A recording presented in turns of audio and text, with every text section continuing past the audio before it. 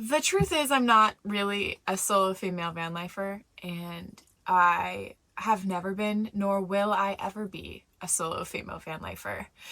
The love of my life has actually been traveling with me this entire time. This little nugget. Aww. Let's talk about van life with a dog. Thank you. It's very nice.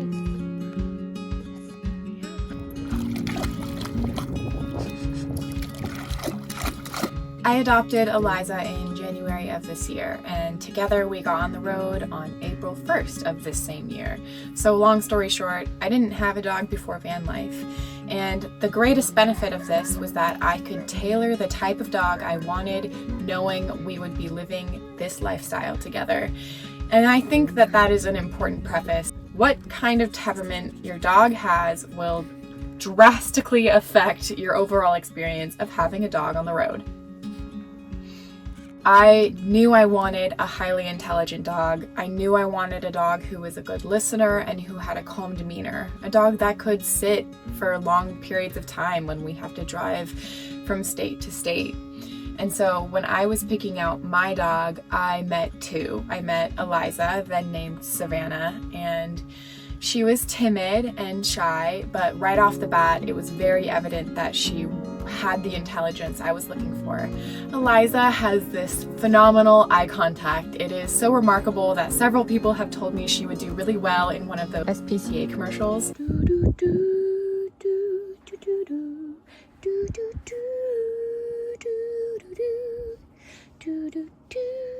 But to be sure, I met another dog, and that dog's name was Reba. Reba was a ball of energy. She did not make eye contact. She was very flighty and was constantly shifting attention. And I was immediately worried about whether or not a dog like Reba would be able to sit still in a van for long periods of time. I got Eliza. She was super timid and scared at first. She actually wouldn't even let me touch her the first week I had her, but we have been together for the past 7 months working with each other, and I have just gotten to watch her blossom in confidence. She went from not letting anyone touch her or say hi to her to being the first dog to approach new people and say hi. She is such a good listener. She is totally fine sitting in the van for long periods of time. I just couldn't be happier. A dog like Eliza, I think, is literally the perfect van dog in every way. I am biased. I'm also right. Is this an informational video or is it a love letter to my dog? Why not both? Moving right along to the pros and cons that I can think of for having a dog in a van. Let's start with pros, which I think are mostly the same as they would be if you were living another lifestyle. Number one, companionship. A big reason I decided to get a dog is because I wanted to share these adventures with someone, and Eliza is my co-pilot, and everything that I do in the van life I do with her, and it has enriched the experience tenfold. I am a happier person because I have Eliza. Pro number two, I would say, is that your dog gets you out more. When it's raining, you still have to take your dog out for a walk, and so it's definitely helped me, especially because sometimes I can be lazy and just want to hang out in the van all day, but Eliza pushes me to go find that new hike or go on that long walk so that she gets the exercise that she requires every day. The third one is also a really big one. It's safety. So Eliza makes me feel so much safer. She is the first of the two of us to sniff out if there's a predator, either human or animal, during our travels. So if we're on a hike, Eliza's going to be the first one to sniff a predator animal and to alert me by growling or barking. If there is someone walking by our van at night, even if it's someone going on a light stroll, Eliza growls. So just knowing that I have this like sensor and she will sniff out if there's any danger long before I notice, I feel so much better. Especially as a solo female van lifer, I really will say having her makes all the difference in the world as far as my sense of security. Moving on to cons of having a dog. I think number one is they really do limit the places that you can go. So especially national parks. A lot of national parks do not allow dogs at all. In some national parks, they have very limited access where they'll be allowed on a paved road, sometimes in campsites, but in the vast majority of them, they are not allowed on any trails whatsoever. So if you are a person who wants to travel to visit national parks, it is definitely something to keep in mind if you have a furry friend you were thinking of bringing along with you. A lot of national parks do offer boarding facilities either in or around the park, but I found that for the most part, I really want Eliza to come with me on my adventures. I don't want to leave her behind in the van, and so I have actually not ever used one of those boarding facilities, so I can't speak to how those are. There have been some other places that have surprised me as far as their limited accessibility to dogs.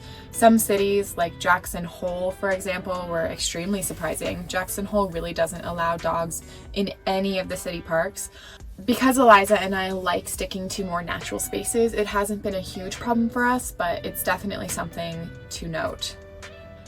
Con number 2 is definitely cleanliness. I'm already a neat freak, so I know that this one might be bigger for me than it is for other people.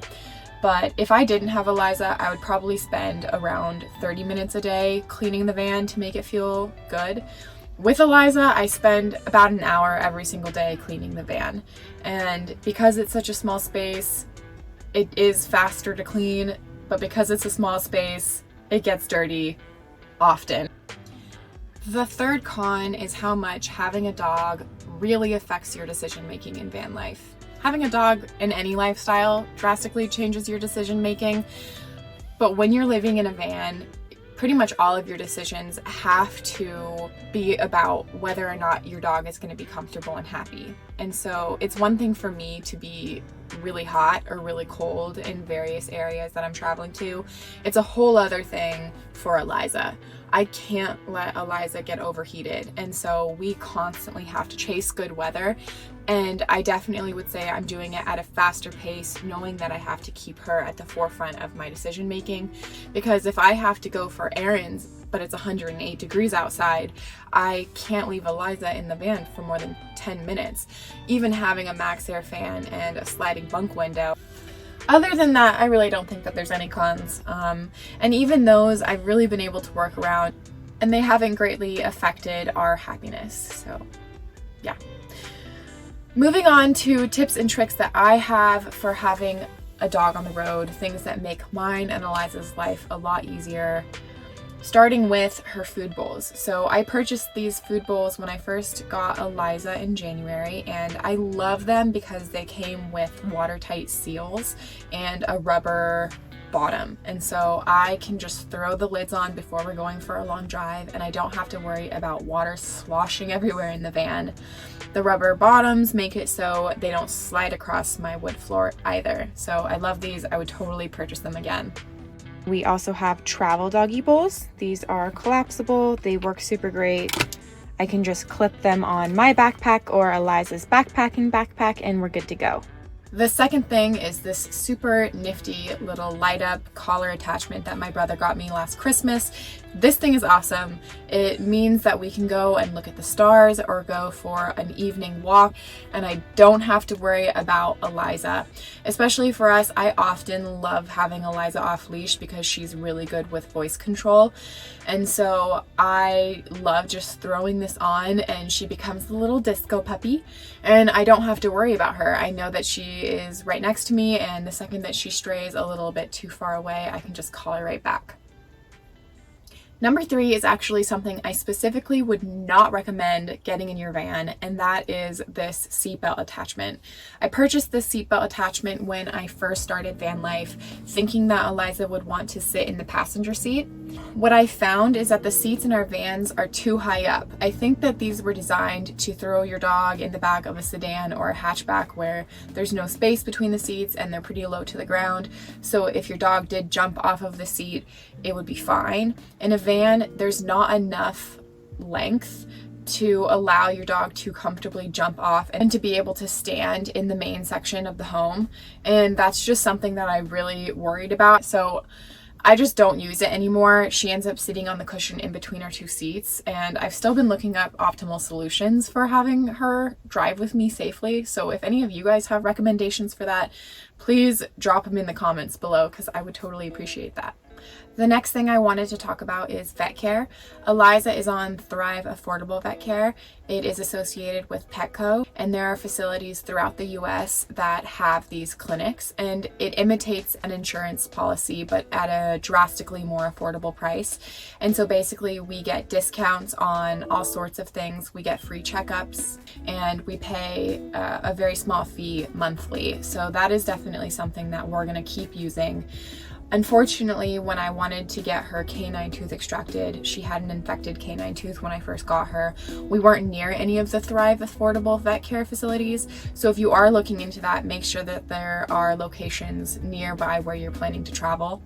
And so we ended up taking her to a veterinarian in Bozeman, Montana, and I just wanted to throw out that I was actually really nervous about not having a primary veterinarian for Eliza because we're traveling full-time, and I was so pleasantly surprised of how easy it was to find a great veterinarian with great reviews.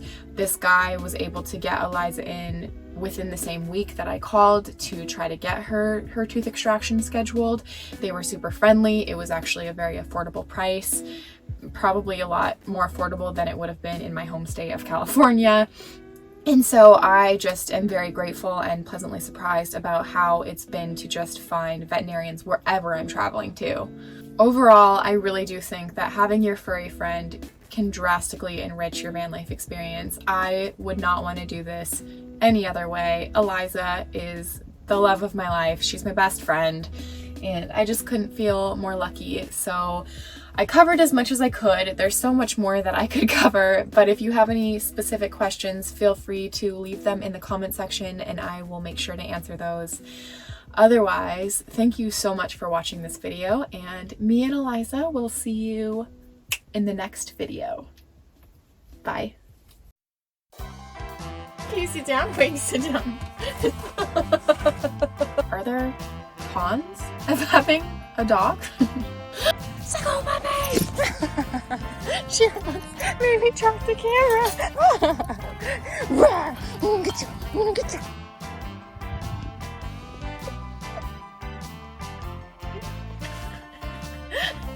She's like, Mom, why?